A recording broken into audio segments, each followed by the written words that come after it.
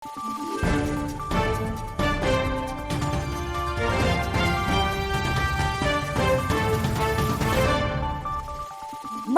araw, Pilipinas! Ito ang Valiente News hatid sa inyo ng Office of the Vice President. 15,000 pesos ang nakadagdagang puhunan ang natanggap ng ilang wood sculptors sa Paete, Laguna. Ang kwento ng ilan sa mga pinakabagong MTD grantees, tunghayan natin sa ulat ni Maribeth Adlawan. Taong 1950. Unang hinasa ng mga paring Franciscano ang mga artisans mula sa Paete, Laguna sa paglikha ng replika ng mga santo, retablo at iba pang mga relihiyosong larawan.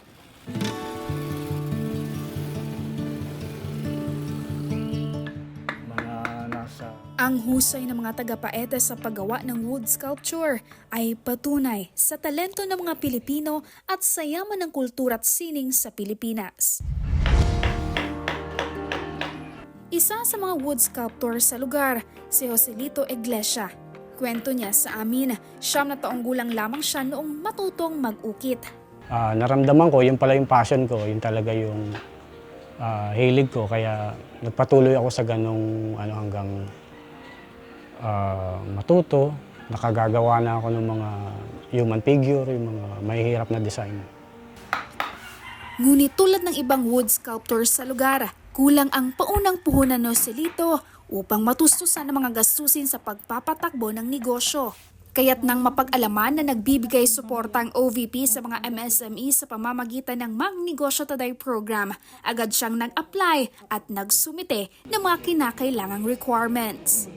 Sa akin, napakalaking bagay kasi kahit na maliit yung amount, pero ito yung makakatulong kasi sa lalo pang mas mapaunlad mo yung negosyo.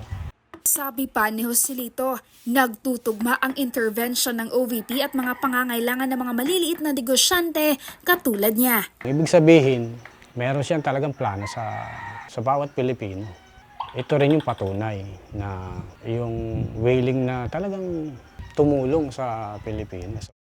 Mula dito sa Laguna, ako si Maribeth Adlawan, lahat para sa Diyos, bayan at pamilyang Pilipino. Valiente News. Senior citizen na wood sculptor mula sa bayan ng Paete, kabilang sa mga pinakabagong MTD grantees mula sa lalawigan ng Laguna. Sabay natin siyang kilalanin sa susunod na episode.